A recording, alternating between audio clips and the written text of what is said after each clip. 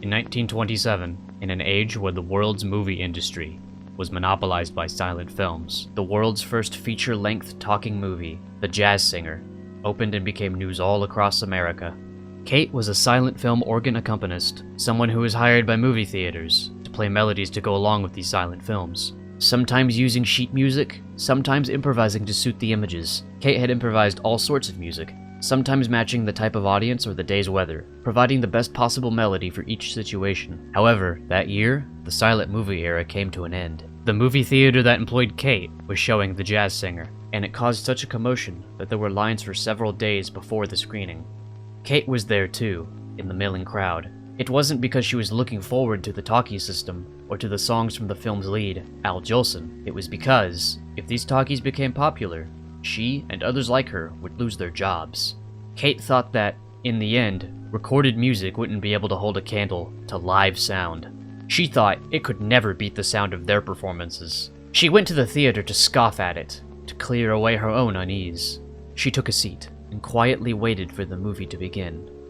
Ordinarily, someone would have been seated at the organ, but now there was a black cloth draped over it. No matter what sort of songs they were, no matter what sort of music it was, they absolutely couldn't lose.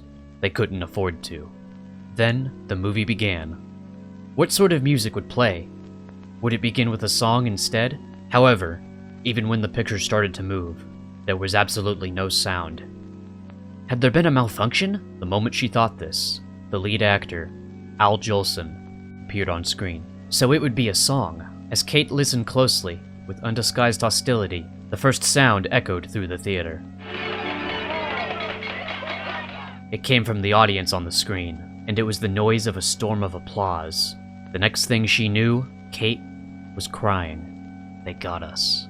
It was a sound she'd never expected. She could have called it an attention-grabbing stunt, and that might have been all it was. However, Kate knew. This was a sound she and the others couldn't make. The self that had thought her songs and music could win, and the self that had been planning to scoff, seemed hopelessly petty to her. She even felt they had been insulting to other accompanists. Wait a minute! Wait a minute! As the first tears fell from the corners of her eyes, the first lines played, as spoken audio. Those lines, which would become famous around the world, shattered her heart. You ain't heard nothing yet! Wait a minute, I tell you! You ain't heard nothing!